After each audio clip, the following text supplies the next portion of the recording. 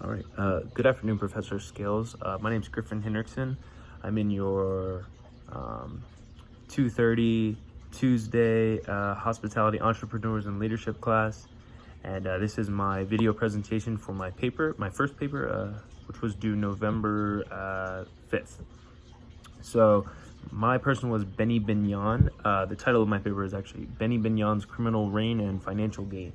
So I started off saying that criminals are interesting in a sense that they become very famous for their crimes. So rather than shaming these individuals for their horrendous acts, they become remembered in an almost admirable way. And Benny Binion is sort of no different. Most people have heard of Al Capone, the Cray brothers, James Conan, and other famous gangsters, but many have never heard of Benny Binion.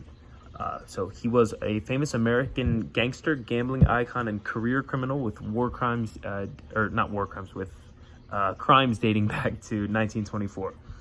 He was also a convicted murderer, and he is most infamous for starting illegal gambling operations in the areas of Dallas and Fort Worth in Texas. So his real name is Lester Ben Binion, and he was born in rural Texas in 1904.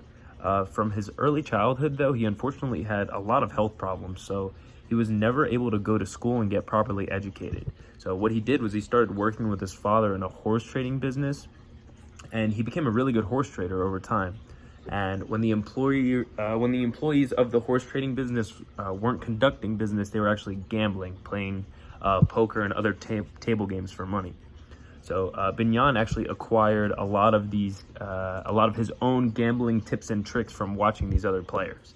So as he grew older, he moved to Dallas and he started his own trading operation, horse trading operation.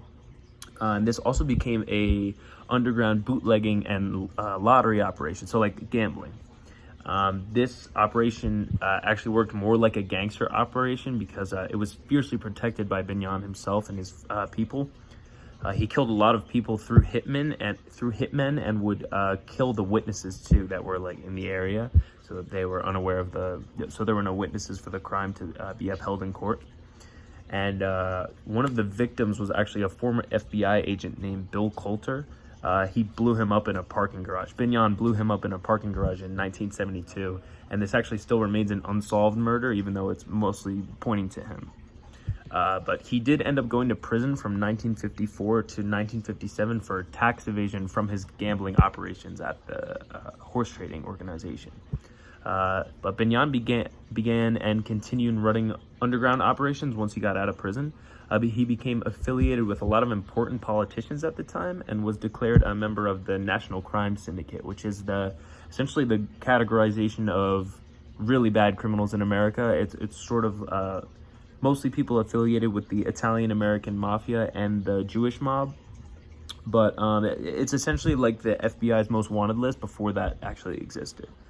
So as his operations grew, he began to lose his political influencers. Other gangs began to entangle with him, and a lot of people were dying back and forth. So he even tried to murder an opposing gang member himself. This guy was named Herbert Noble. And Noble had a nickname, the Cat, due to his many lives, because there were so many attempts on his life that he gained that nickname through, like, people say cats have 9 lives. And Binion failed the attempt, and when he began to face repercussions from the law and other gang members, he actually fled to Las Vegas with his family. And that's where he escaped criminal charges for the time being, and he opened up Binion's Horseshoe Casino, which is still standing today.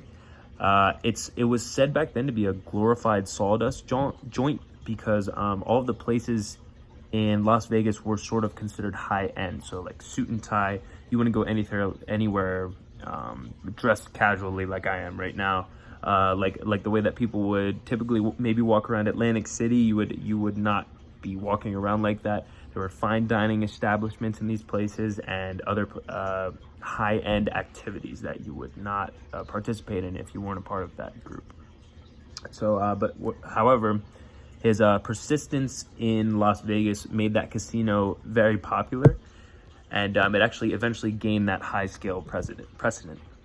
So the Horseshoe was famous for its differences to other casinos and its model of indulgence. So a restaurant in the casino served chili that Binion actually learned how to make in a Texas prison.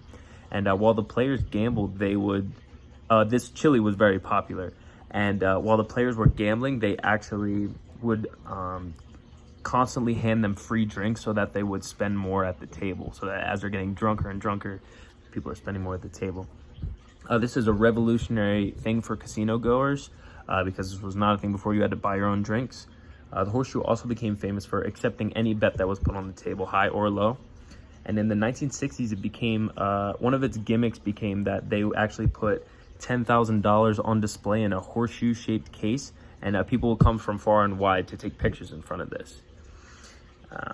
Binion actually would physically punish some gamblers if they found them cheating at the casino, and things like this had the law pursuing Binion again.